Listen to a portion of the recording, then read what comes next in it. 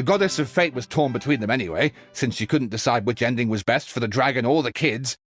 So when she saw what the cat had done, she simply decided to go with all three. Who'd have thought? But what does any of this have to do with what you did? You're not a fictional character, so you couldn't hope to understand my sorrow. Honestly, I don't think there's anyone in all of Simulanka who would understand. Every day that I experience, every interaction I have with another person, is it really all just a work of fiction? The only reason the three great clans wanted to find out the truth was for the pointless task of electing the supreme clan. I thought that once they'd learned the truth, it might make them curious enough to investigate further. But as it turned out, they just accepted it and carried on living the same old lives. I have to motivate them to keep looking for answers now that they think they've learned the truth. I have to make them uncomfortable with the superficial explanation that they took at face value. And I have to figure out, once and for all, while you real people from the outside world are still here, are we real? Aww. That's my full confession. Time for you to take me back. I'm guessing I'll probably be forced to make a public apology, then sentenced to half a day in solitary confinement. I definitely deserve half a day. Oh, also, pass this message on to Cape, Bobarano, and Albizzi, if you could. The Great Clockwork had any ability to cooperate whatsoever, they'd have been able to remove it by themselves. Over all these years, not once have they ever tried removing it together. Oh, my poor child. There's one thing you've been mistaken about this whole time. Ah! Whose voice is that? Detective? Was that you? Your voice acting's actually pretty good. The reason fairy tales are suitable for children is that they help them to understand the world. Fairy tales may be works of fiction, but at their heart lies an internal logic that is undoubtedly real-world truth in a condensed form. Perhaps they simplify good and evil, and perhaps they hide the darkness in metaphors. But let there be no doubt.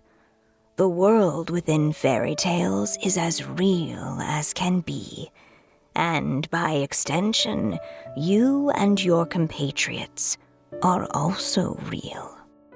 Goddess! Is it really you? The line that separates footnotes from narrative can never be crossed. Never the two shall meet. This is why you have never heard my voice before. But now you wish to break free from the story, and there's a cat nearby, so you can hear my echo. Your echo?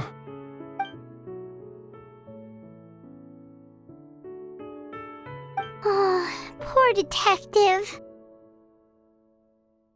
So, we are a part of the real world too.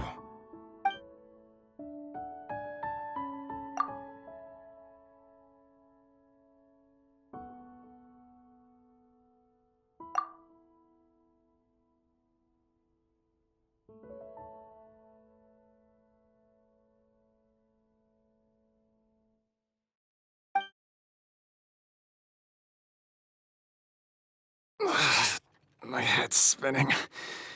Albizzi just gave me a quick rundown of the situation. So you caught the detective? Sorta. We chased him until he surrendered. Oh, and he asked us to pass on a message.